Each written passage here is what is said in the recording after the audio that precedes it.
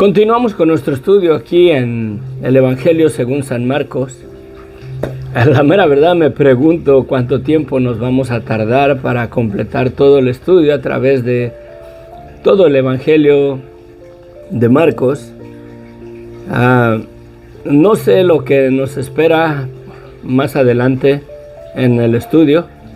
El estudio anterior estuvo de plano muy interesante. El nacimiento y la muerte, la sanidad y la vida, y verdaderamente va con el proceso de lo que sucede cuando uno recibe el Evangelio. Es necesario verdaderamente morir. Espérenme, estoy un poquito chueco allá en el Facebook. Ahí estamos. Es necesario morir verdaderamente a los deseos de la carne, reconociendo la maldad de nuestras vidas, viniendo a un arrepentimiento verdadero y genuino ante los ojos de Dios para poder verdaderamente ser sanados de nuestra naturaleza caída, de esa naturaleza de pecado y de muerte, para poder verdaderamente recibir el perdón de pecados y recibir la vida. De la misma manera de lo que pudimos ver en el estudio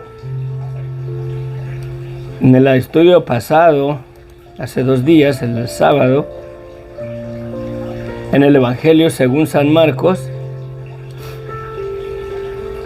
que pudimos ver un paralelismo, una parábola, por así decirlo, en las circunstancias y lo que en la historia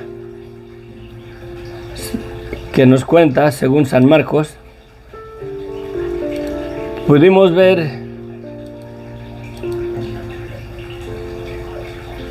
una mujer de 12 años, una niña de 12 años.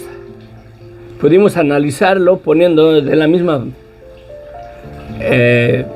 representando a la mujer, tanto como a la mujer como a la niña, como una sola. Y verdaderamente que tiene sentido en lo que es necesario que acontezca en la vida de toda persona cuando recibe el Evangelio. Así, cuando esta mujer decide venir y tocar el manto de Jesucristo, de la misma manera el pecador debe de reconocer verdaderamente que tiene que venir a Cristo y recibir el perdón de pecados que Cristo ya nos dio en un arrepentimiento verdadero. Es una decisión personal. Nadie puede decidir por esa persona, nadie puede venir y tocar a Cristo en su lugar. Tiene que ser esa misma persona. Y es necesario que su inmundicia, su pecado, su maldad, lo que lo separa a uno de Dios, sea quitado de nuestras vidas para poder tener vida. Nos es necesario verdaderamente morir para vivir. Hay una alabanza, no me acuerdo bien cómo va, pero dice esas palabras, que debemos de morir para vivir. Pero bueno, entremos a nuestro estudio. Entramos al capítulo 6 en el Evangelio según San Marcos. Después de cuando Jesucristo resucita a la niña, en el Evangelio, en el capítulo número 5, vimos que la niña se levantó, pues tenía 12 años. Y es interesante cómo puse la analogía, que el número 12 representa todo el plan perfecto de Dios para la redención del hombre. Representa las 12 tribus de Israel que representan la ley. Representa a los 12 apóstoles del Cordero que representan el Evangelio, nuestro tiempo, la iglesia. Y también miremos que representan los 12 ancianos en el cielo que representan la vida eterna. Y la niña tenía 12 años, dice. Cuando uno reconoce su vida de pecado, debemos de tener el testimonio de la ley, el testimonio del Evangelio en nuestras vidas y el testimonio de la esperanza de la vida eterna en nosotros. Es necesario para verdaderamente levantarnos, ¿verdad?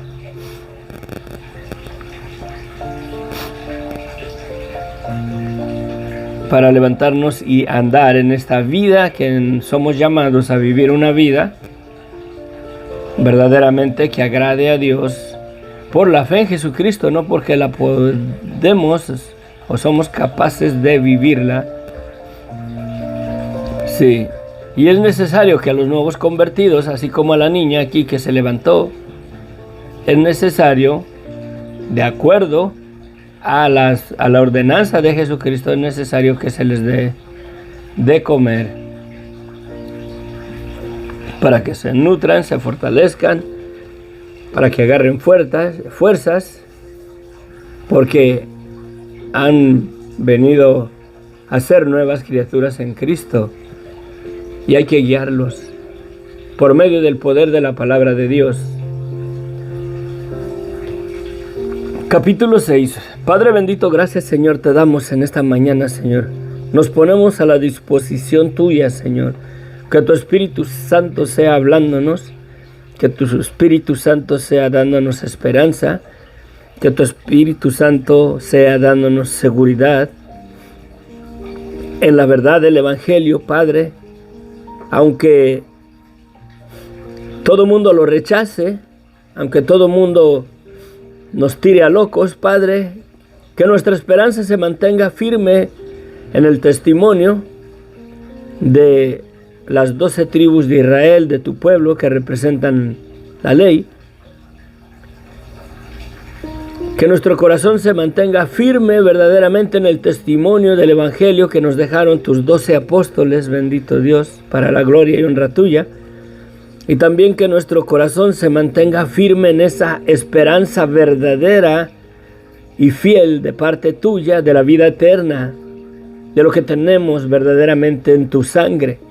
Nos crea quien nos crea o no nos crea quien no nos crea, Padre, pero que la verdad y la luz del Evangelio sea una verdad en nuestras vidas. Te lo pedimos, mi Dios, en el nombre de Cristo Jesús. Amén, amén, amén.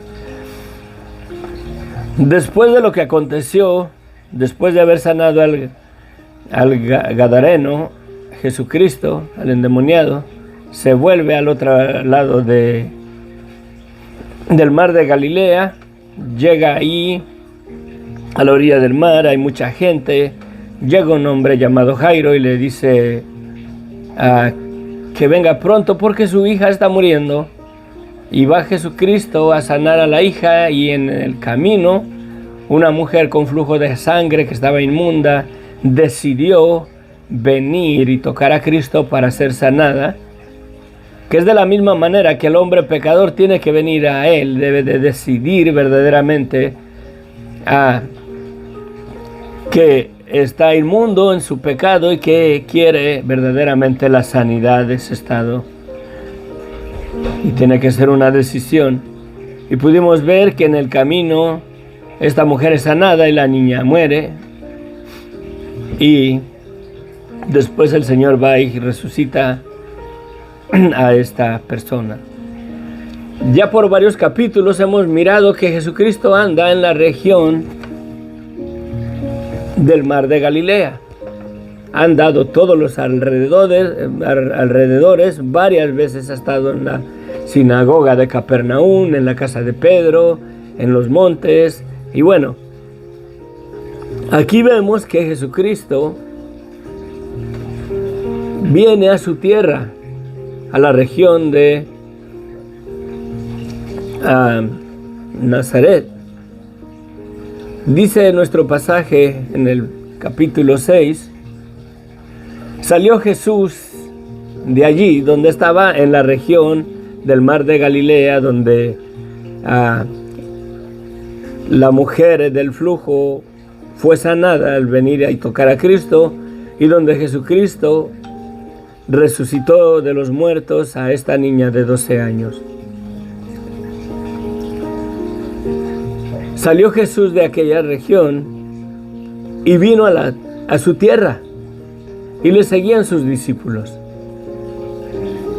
Y llegado el día de reposo comenzó a enseñar en la sinagoga, y muchos oyéndole se admiraban y decían: ¿de dónde tiene estas cosas? ¿Y qué sabiduría es esta que le es dada? Estos milagros que por sus manos son hechos. ¿No es este el carpintero, hijo de María? Pongan atención los que piensan que María se mantuvo virgen después del nacimiento de Jesucristo, que no la conoció José.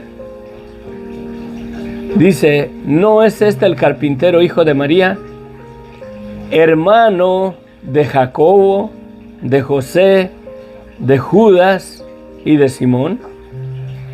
¿No están también aquí con nosotros sus hermanas? O sea, tenía hermanos y hermanas, hijos de María, verdaderamente nuestro Señor Jesucristo. La epístola de San Judas es la epístola del medio hermano de Jesucristo, hijo de María.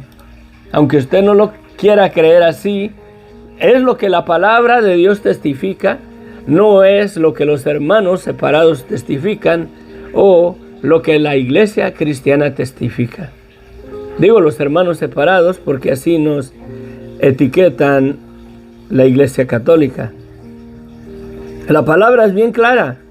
Aquí dice que los hermanos de Jesús, Jacobo, José, Judas y Simón, más aparte las hermanas de Jesús, vivían entre ellos ahí en la región de Nazaret. Y se escandalizaban de él. Mas Jesús les decía: no hay profeta sin honra, sino en su propia tierra, y entre sus parientes, y en su casa. Y no pudo hacer allí ningún milagro, salvo que sanó a algunos pocos enfermos, poniendo sobre ellos las manos, y estaba asombrado de la incredulidad de ellos, y recorría las aldeas de alrededor en la región de Nazaret. Aquí vemos a Jesucristo que no pudo hacer ahí ningún milagro, y las sanidades que hizo fue porque Jesucristo puso las manos misericordiosamente en varias personas para sanarlas. Pero no hizo ahí ningún milagro por la incredulidad de ellos.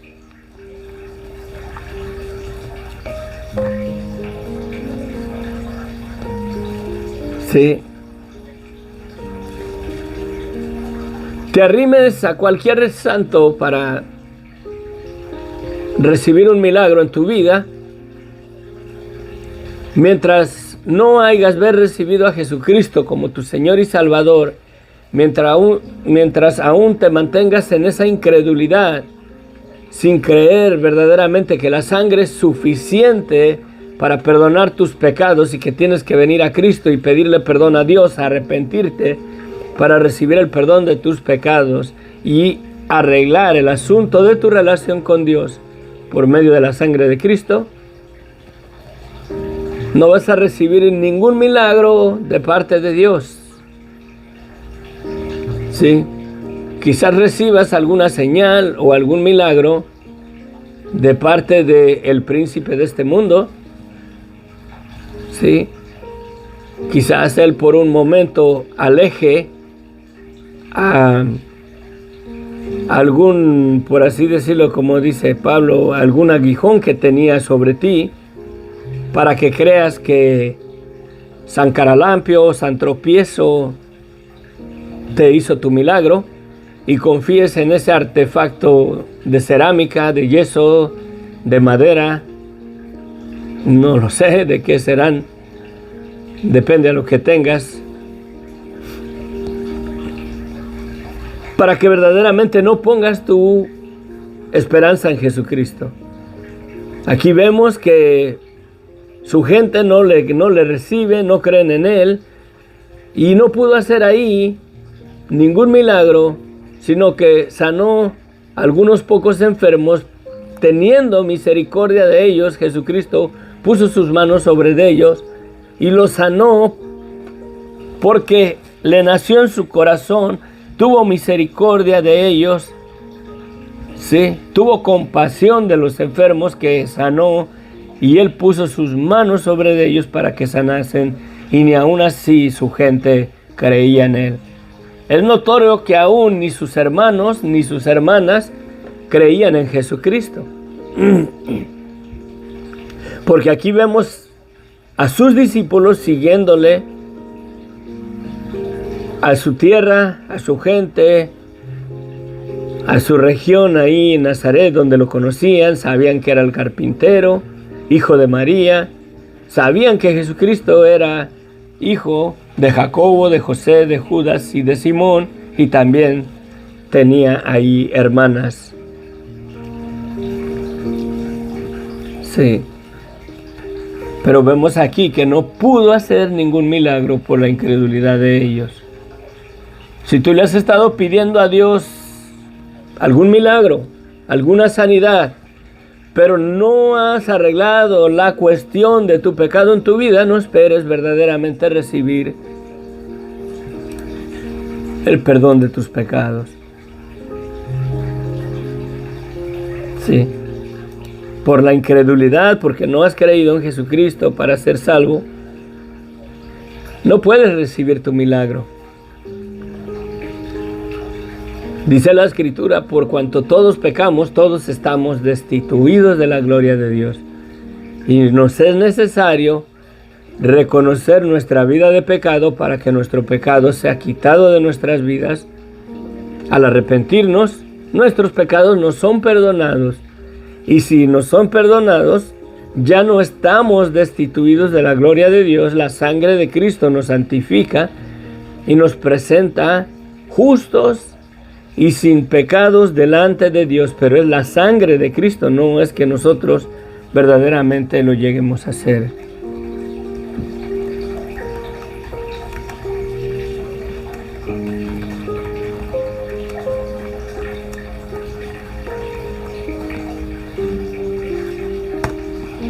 Sí. Gracias a las personas que nos siguen.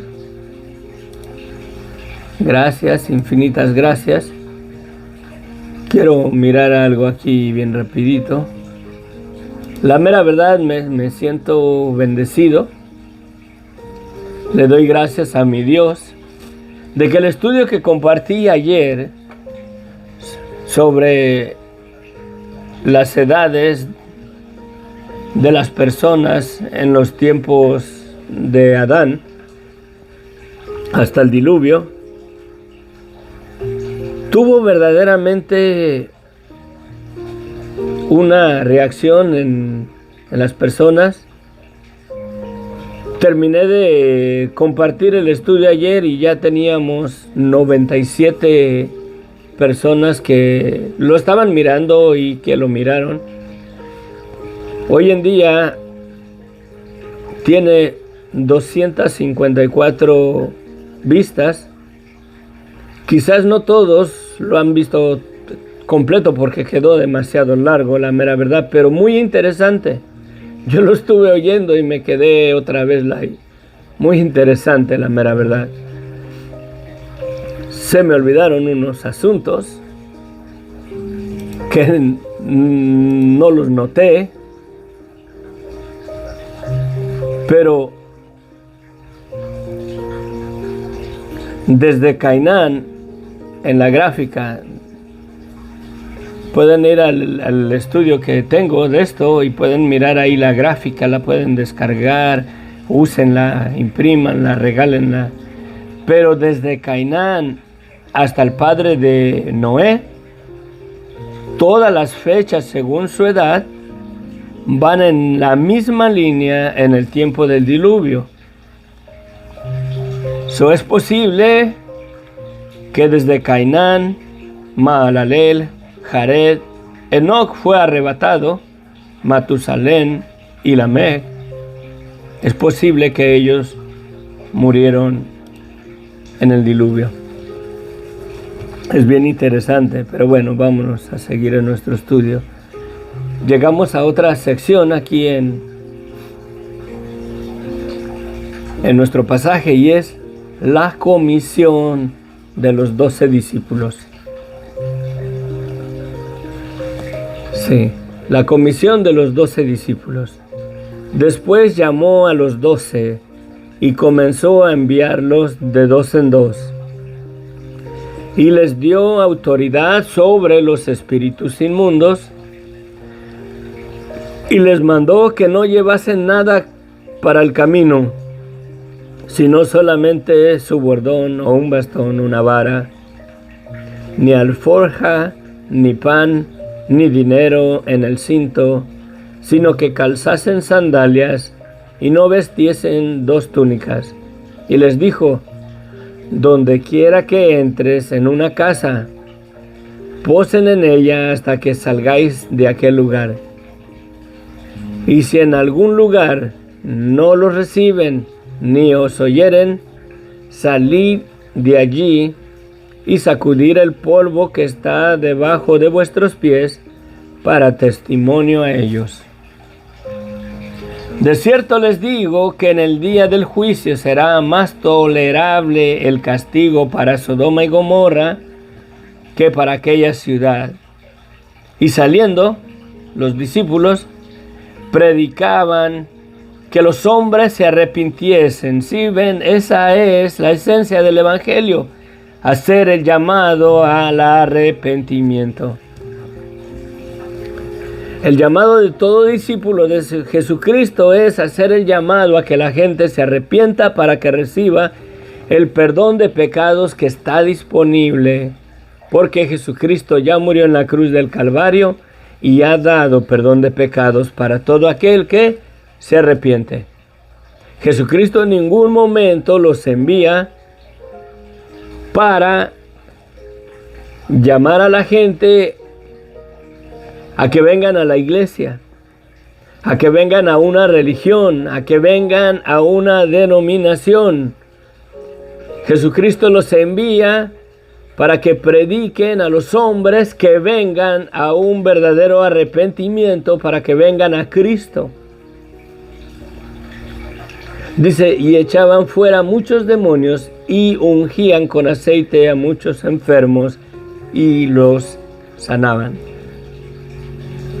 Aquí vemos la gran comisión. Bueno, esta no es la gran comisión. Aquí vemos la comisión que Jesucristo manda a sus discípulos. Los está entrenando para la vida venidera, lo que les espera después de su ascensión al cielo.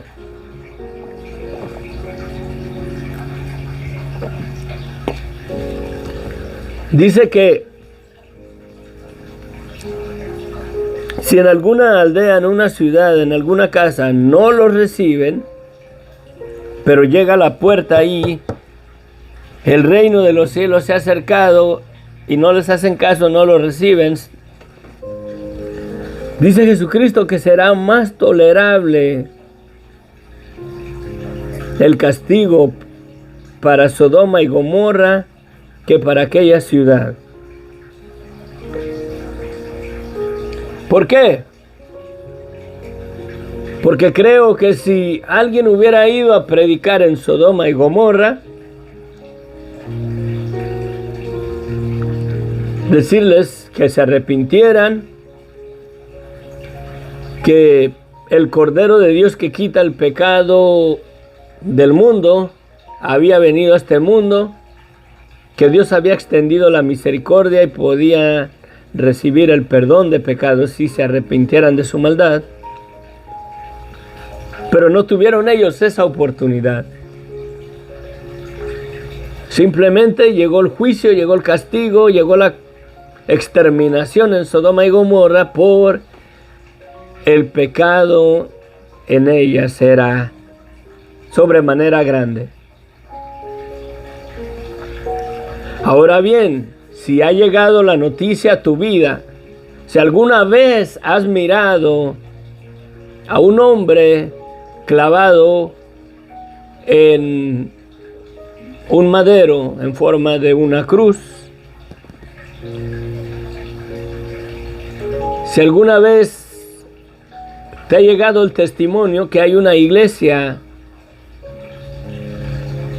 que testifica de una salvación que Dios ha dado a toda persona que se arrepienta, y no haces caso a esa verdad, a ese testimonio, y no te arrepientes, el castigo sobre todas las personas que murieron de Sodoma y en Gomorra será más tolerable, más liviano, más considerado, por cuanto ellos no tuvieron la oportunidad que tú estás teniendo, de que Dios te está presentando el Evangelio. Dios te está diciendo: Cristo ya murió por ti y aquí está el perdón de tus pecados. Si te arrepientes es tuyo. Y si tú rehusas a creer en el Hijo, horrenda condenación te espera para tu vida. Esa es la verdad del Evangelio. Si no te arrepientes de tu vida de pecado, Dios tendrá en considerar en el castigo, en el día del juicio, el considerar un castigo más liviano para Sodoma y Gomorra que para ti, que ha llegado a tus oídos el Evangelio. El Evangelio, lo que predicaban los apóstoles, y predicaban a los hombres que se arrepintieran, y echaban fuera muchos demonios, y ungía con aceite a muchos enfermos, y los sanaba. Miren, vamos a ir a el Evangelio de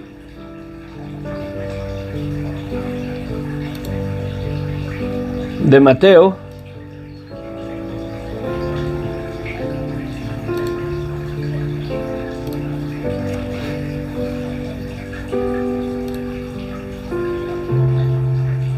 Después de la tentación de Jesucristo,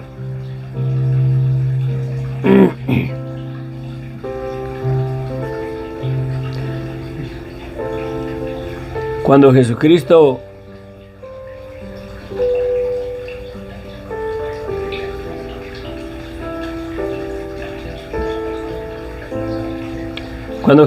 viene después de la tentación, desde entonces comenzó Jesucristo a predicar y a decir: arrepiéntanse porque el reino de los cielos se ha acercado. El Evangelio no puede ser cambiado. El Evangelio no es el llamado a que vengas y vivas una vida bendecida, donde se te acabe tu mala suerte, donde sean bendiciones derramadas de Dios para tu vida, porque has recibido el Evangelio. El Evangelio es que debes de reconocer tu vida de pecado, arrepentirte, recibir el perdón de tus pecados, y agárrate, porque dice Jesucristo que en el mundo recibirás persecución y tribulación. Hay un salmo que dice que grandes son las aflicciones del justo. No dice que el justo no tiene ninguna aflicción. Muchas son las aflicciones del justo, pero dice: pero de todas ellas los librará Dios. Cuando recibes el Evangelio verdaderamente vas a recibir tribulación, y con más ganas, porque el enemigo no quiere que te le salgas del corral. Pero ¿qué predicaba Jesucristo cuando Él comenzó a predicar el Evangelio? ¿Sí? Y predicaba, ¿sí? Jesús comenzó a predicar y a decirles: arrepiéntanse. ¿Qué predicaba Juan el Bautista? ¿Sí? En aquellos días vino Juan el Bautista predicando en el desierto de Judea y diciendo: arrepiéntanse porque el reino de los cielos se ha acercado. ¿Qué es lo que predicaban los discípulos de Jesucristo cuando Jesucristo les da autoridad de que vayan a predicar el Evangelio? ¿Qué es lo que predican el Evangelio? Predicaban que los hombres se arrepintieran. Si te están predicando un evangelio diferente, un evangelio de prosperidad, un evangelio que ningún problema vas a tener en tu vida, que Dios va a derramar bendiciones sobre tu vida, que todo te va a ir bien, que vas a tener el mejor trabajo que tú deseas, que Dios va a conceder los deseos de tu corazón si vienes a Cristo. Si te están predicando un evangelio de prosperidad y bendición en tu vida, si estás en Cristo, es una doctrina de demonios, porque verdaderamente el evangelio que te deben de estar predicando es que debes de reconocer la maldad de tu vida. Debes de declararte culpable delante de Dios para que recibas el perdón que Dios ya te dio. Jesucristo ya murió, Jesucristo ya pagó, Jesucristo ya puso a la disposición el perdón de tus pecados. Siempre y cuando te arrepientas, te declares culpable, reconozcas tu vida de pecado y verdaderamente reconozcas que no puedes obedecer la ley y los mandamientos de Dios, que somos desobedientes, que le fallamos a Dios, que no podemos verdaderamente guardar la ley para ser salvos. Pero si te predican que si vienes a la iglesia, tu vida va a ser bendecida, tu mala suerte se acabó, creo que estás en el lugar equivocado. Sí. Aquí lo vemos. El inicio del evangelio, predicaban el arrepentimiento. La segunda persona que comenzó a predicar el evangelio, Jesucristo mismo, predicaba que la gente se arrepintiese porque el reino de los cielos se había acercado. Aquí Jesucristo manda en la etapa tercera del evangelio para la vida del hombre, manda a sus discípulos a predicar a los hombres que se arrepientan. Que se arrepientan. La mera verdad, el evangelio no es muy popular. Hay iglesias de ricachones, bueno, no creo que sean iglesias. Hay lugares donde la gente se congrega y hay unos lugares de algunos ministros americanos que les hablan muy bonito, les hablan de bendiciones, de prosperidad en tu vida, y bueno, y la gente ahí está, pero no les hablan de que se arrepientan. De la única manera que todo ser humano va a ser salvo, va verdaderamente a recibir la vida eterna y tener esa esperanza y tener la seguridad y la certeza de que Dios le perdonó todos sus pecados, es si verdaderamente se arrepiente, si reconoce verdaderamente el estado de pecado, de desobediencia en el cual se encuentra, separado de Dios, en esa vida de pecado y de muerte a la cual lo tiene sujeto Satanás, a la esclavitud, a la desobediencia, esclavo a hacer lo malo ante los ojos de Dios. Pero es necesario que reconozca esa situación, se arrepienta, se declare culpable, para que si el Hijo lo libertare, será verdaderamente libre. Sí.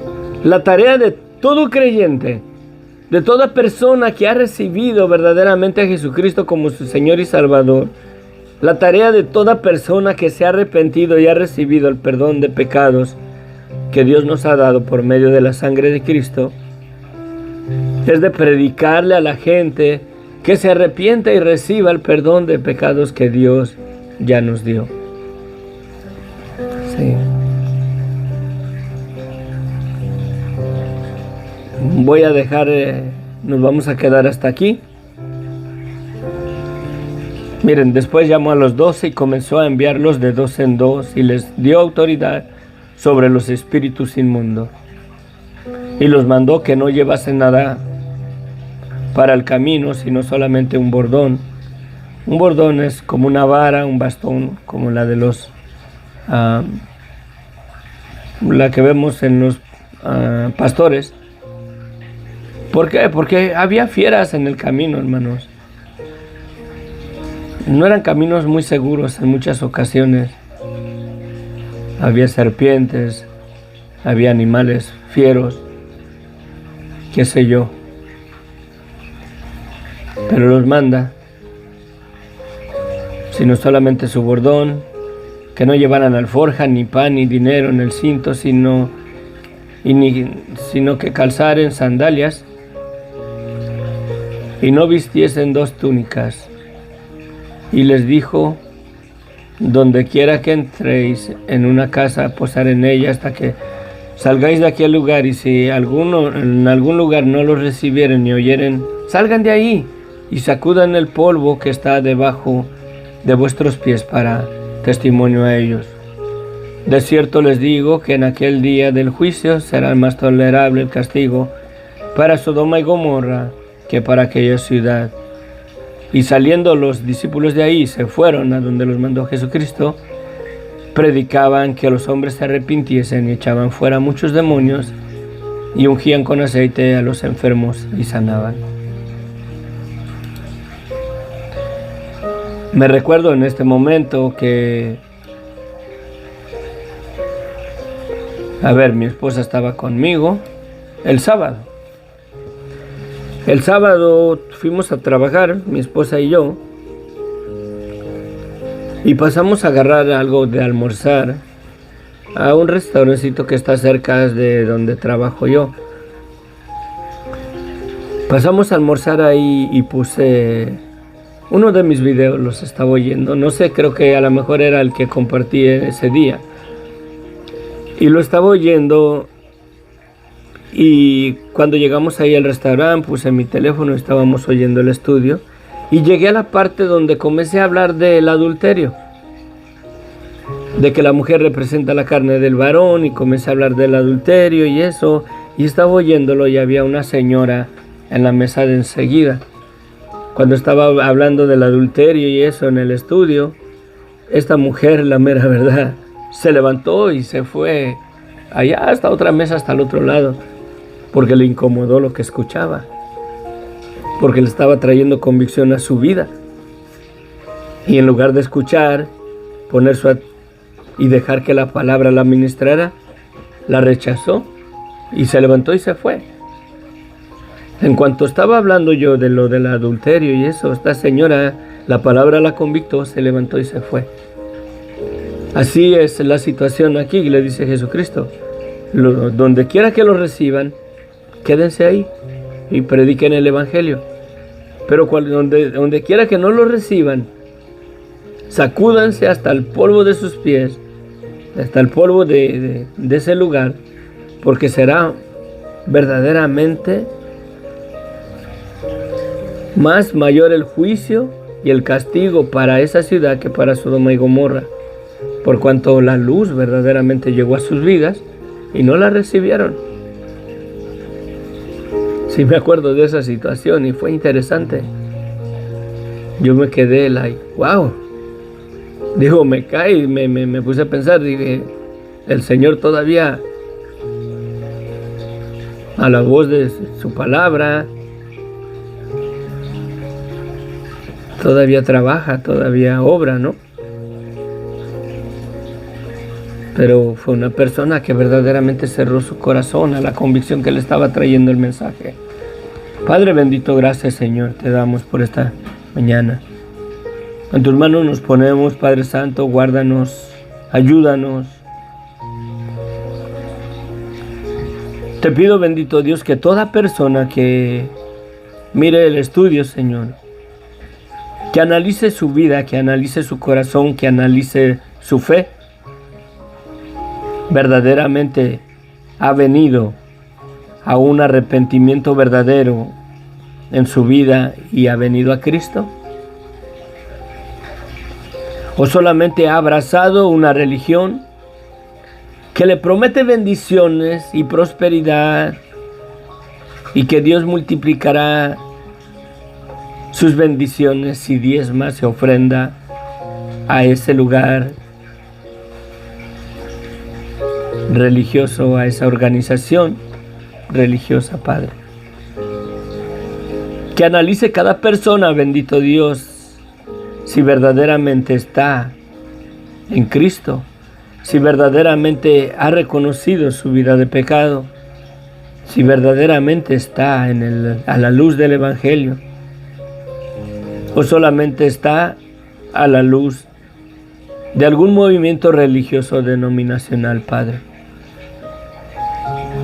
Te pido que los corazones, Señor, sean convictos por medio de tu Espíritu Santo. Y si hay alguien que se dice ser hermano, creyente, cristiano,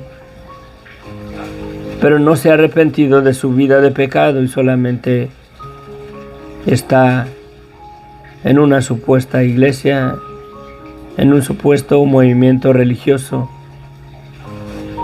te pido, bendito Dios, que tu Espíritu Santo lleve el propósito para el cual lo has dado, que lo convicte de su vida de pecado y te pida perdón y verdaderamente sea salvo, que verdaderamente tenga el perdón de sus pecados, que verdaderamente esté en Cristo, bendito Dios. A todo el pueblo de Dios que verdaderamente ha creído en Cristo, tenemos un llamado a ir y a predicarle a la gente que se arrepienta.